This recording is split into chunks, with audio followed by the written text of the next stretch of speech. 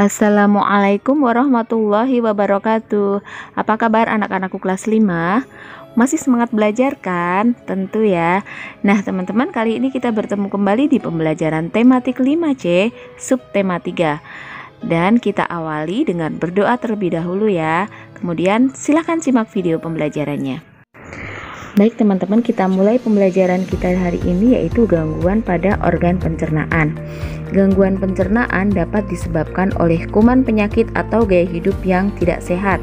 Kuman yang masuk bersama makanan atau melalui tangan yang kotor dapat menimbulkan penyakit pada sistem pencernaan kita.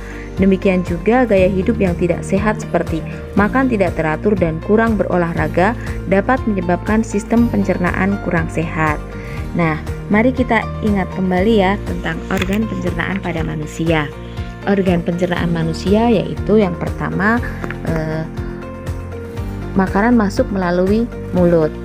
Nah, di dalam mulut ini terdapat lidah, gigi, dan kelenjar ludah untuk mencerna makanan secara mekanis dan kimiawi. Selanjutnya, makanan masuk ke kerongkongan dan di sini terjadi gerak peristaltik, yaitu gerak meremas-remas makanan.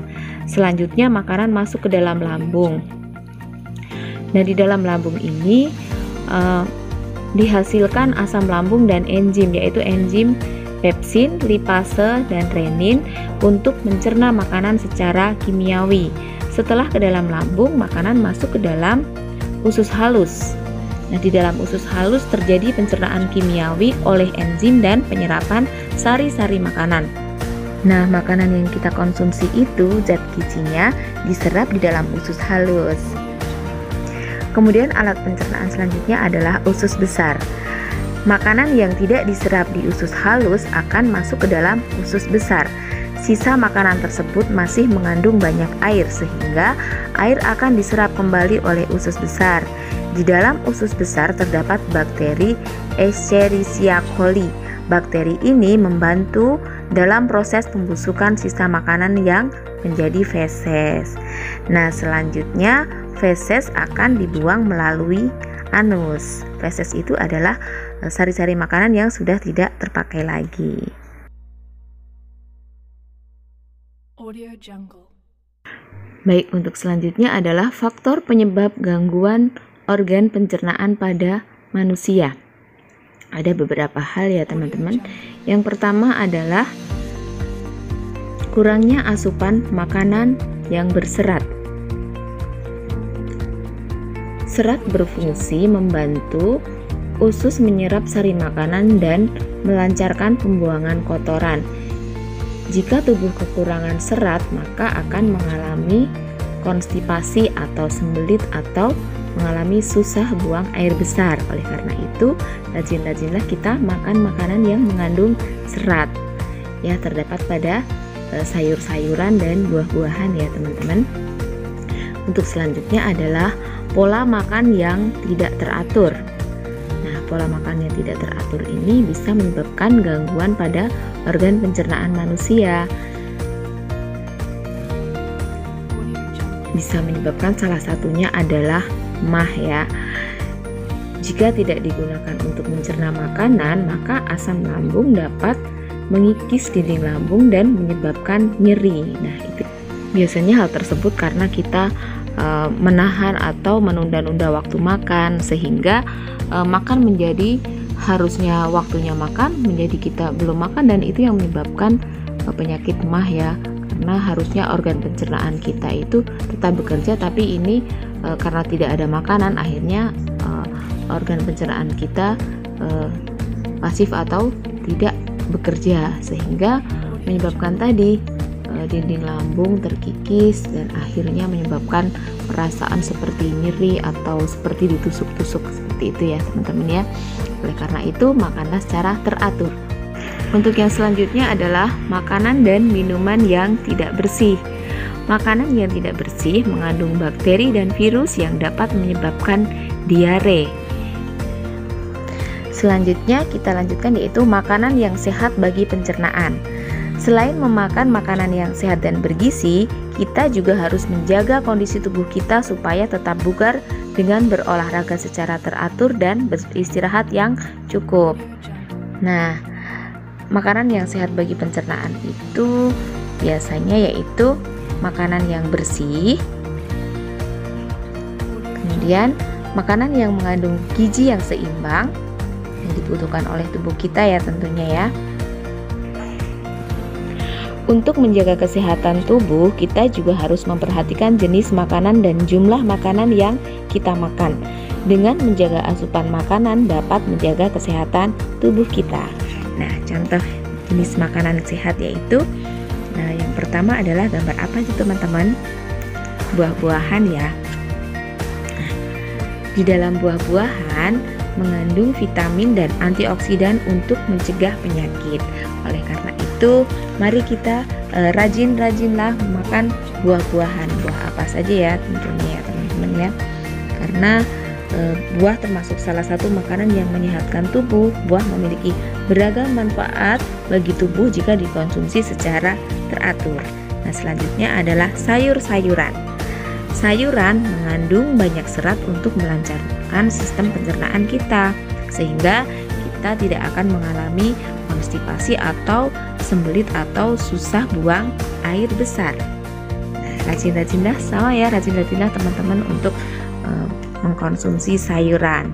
Untuk selanjutnya kita juga harus mengkonsumsi yang namanya biji-bijian ya.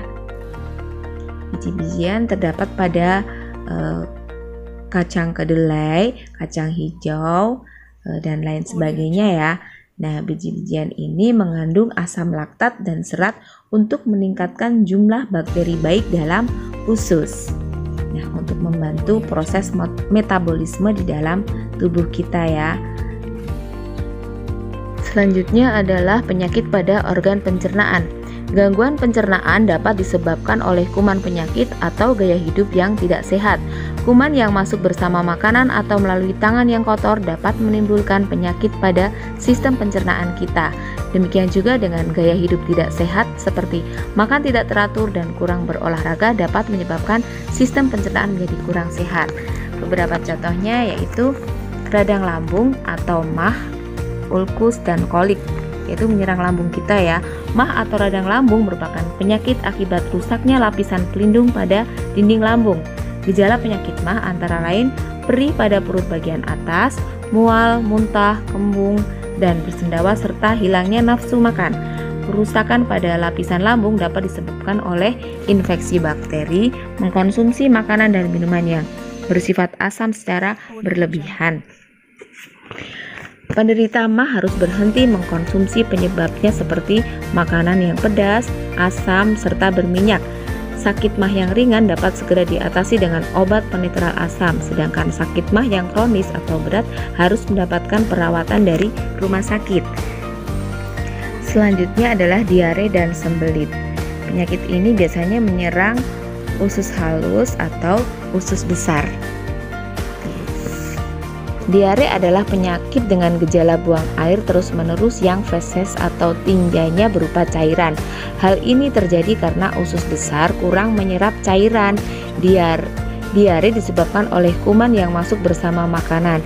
Diare juga dapat menjadi gejala penyakit berbahaya seperti disentri.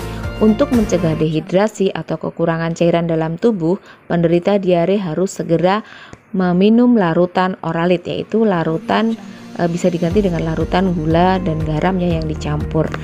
Nah, yang selanjutnya adalah konstipasi atau sembelit. Konstipasi atau sembelit adalah kebalikan dari diare ya, yaitu gangguan pencernaan yang terjadi karena pengerasan feses sehingga sulit dikeluarkan. Konstipasi dapat disebabkan oleh hal-hal sebagai berikut, yaitu sering menahan buang air besar dalam waktu yang lama, kurang mengkonsumsi makanan berserat seperti sayur-sayuran dan buah-buahan, kurang mengkonsumsi vitamin C, kurang berolahraga, serta ada perasaan gelisah, cemas, serta stres. Nah, marilah teman-teman, untuk menghindari penyakit-penyakit itu, marilah kita biasakan pola hidup sehat dan menjaga makanan kita ya, yaitu pembangunan sosial budaya di Indonesia. Pembangunan sosial budaya adalah pembangunan yang mencangkup kehidupan sosial dan budaya di masyarakat. Pembangunan sosial budaya dirancang untuk meningkatkan taraf hidup masyarakat di dalamnya. Contoh, dukungan terhadap pembangunan sosial yaitu membeli produk dalam negeri. Selanjutnya, manfaat pembangunan sosial budaya bagi masyarakat. Manfaat yang pertama, menjaga kelestarian budaya. Yang kedua, meningkatkan kesejahteraan masyarakat. Yang ketiga, dapat menumbuhkan kerukunan dalam masyarakat. Yang keempat, menyalurkan bakat generasi muda. Yang kelima, mengembangkan keterampilan masyarakat. Pembelajaran berikutnya, keragaman sosial budaya Indonesia dan manfaatnya. Indonesia kaya akan keragaman sosial budaya. Keragaman yang ada menjadi modal dalam pembangunan sosial. Keragaman sosial budaya merupakan modal penting yang harus dikelola dan dimanfaatkan dengan baik. Tujuannya untuk mendukung proses pembangunan nasional. Berikutnya, contoh manfaat keragaman sosial budaya Indonesia. Yang pertama, menumbuhkan rasa nasionalisme. Yang kedua, sebagai identitas bangsa di mata internasional. Yang ketiga, memupuk sikap toleransi sehingga persatuan Indonesia tetap terjaga. Keempat, sebagai ikon pariwisata sehingga menambah pendapatan nasional. 5. Sebagai sumber pengetahuan dunia. Iklan merupakan pemberitahuan mengenai suatu aktivitas, produk berupa barang atau jasa kepada masyarakat umum. Tujuan iklan yaitu memberitahu masyarakat tentang suatu produk, mengajak masyarakat untuk membeli produk tersebut, mempengaruhi masyarakat supaya membeli produk tersebut.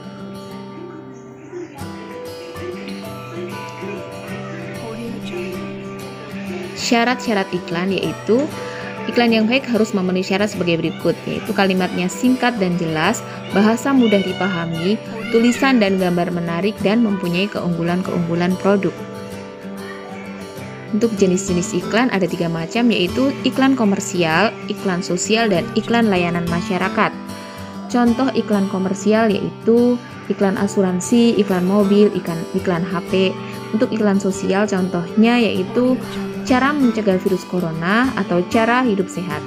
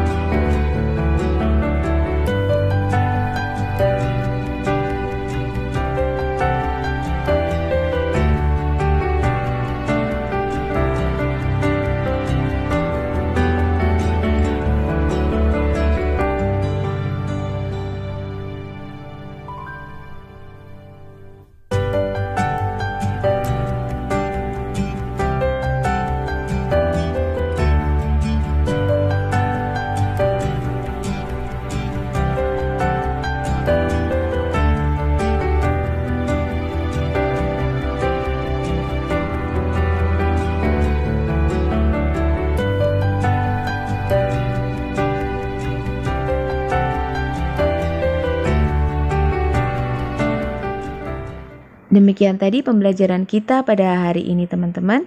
Semoga bermanfaat dan tetap semangat ya teman-teman. Tetap tinggal di rumah. Berinda akhiri.